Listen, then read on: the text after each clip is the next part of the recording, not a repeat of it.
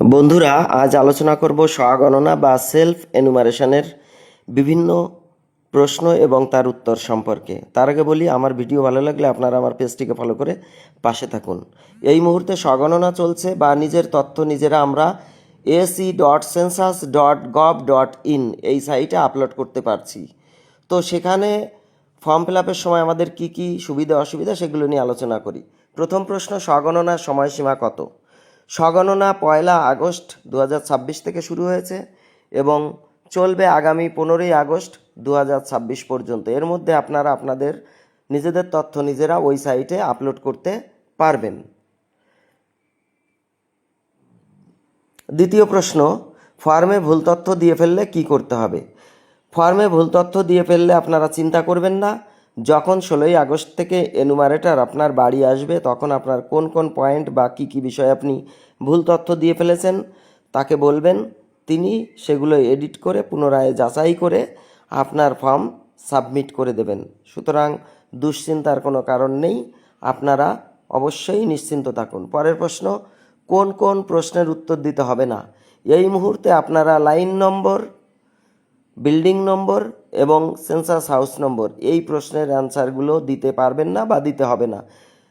যখন এনুমারেটর বাড়ি আসবেন তখন তিনি ওই প্রশ্নগুলোর উত্তর করে দেবেন। প্রসঙ্গত বলে রাখি, লাইন নম্বর এবং সেন্সাস হাউস নম্বর অটোমেটিক এই সেলো অ্যাপে আপলোড হবে। তারপরে প্রশ্ন, স্বগণনা কোথায় করবেন? আপনি এই মুহূর্তে যে জায়গায় রয়েছেন, সে শহরে থাকুন বা গ্রামে থাকুন, সেই ঠিকানায় আপনার অ্যাড্রেস প্রুফ থাকুক বা না থাকুক, আপনি সেখানেই স্বগণনা বা সেলফ এনুমারেশন করুন। এই ক্ষেত্রে অ্যাড্রেস প্রুফ কিন্তু কোনো বিষয় নয় বা কোনো ভ্যালুয়েবল ফ্যাক্টর নয়। পরের প্রশ্ন, সকলকে কি স্বগণনার ফর্ম ফিল আপ করতে হবে? এর উত্তরে বলি, স্বগণনা সকলকে করতে হবে না।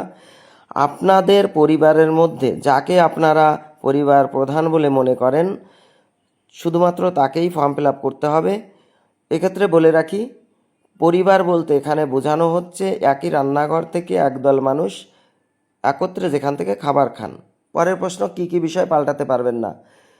যদি ফাইনাল সাবমিশন করা হয়ে যায়, এনুমারেটর করে ফেলেন, তখন আপনারা কিন্তু আপনাদের পরিবারের প্রধান এবং পরিবারের প্রধানের যে মোবাইল নম্বর দিয়ে ফর্ম ফিল আপ করলেন, সেই দুটো জিনিস কিন্তু আপনারা পাল্টাতে পারবেন না। সুতরাং এই ক্ষেত্রে একটু কেয়ারফুল হতে হবে।